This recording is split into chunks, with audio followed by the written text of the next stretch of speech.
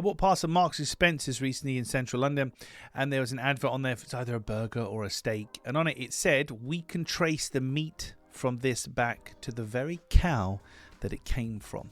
And that's what we're talking about in today's episode of the Daily Sales Message Podcast, where every single day I share a piece of simple and actionable advice that's designed to help you feel more confident and sell more stuff too.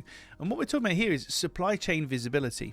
Supply chain visibility, because that implies control, which implies quality and attention to detail. So if they can tell me they can trace the meat back to the exact cow that it came from, that tells me they're monitoring and looking at all of these things. So they know the farm, they know how it got here, they know which cow it was, how it was slaughtered, so on, so forth, so forth. But it implies quality control. It implies quality control. It implies control. But supply chain visibility, where do things come from and how do you demonstrate your ownership of the process? This is 99.9% a physical product thing to consider.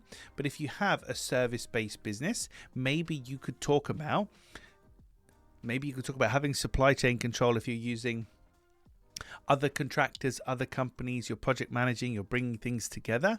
But it's all about implying a high level of attention to detail and a high level of control. Supply chain visibility.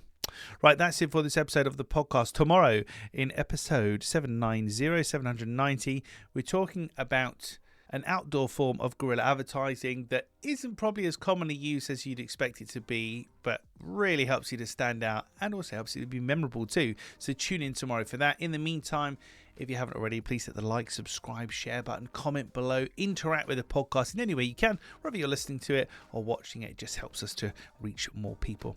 That's it for this one. I'll catch you tomorrow.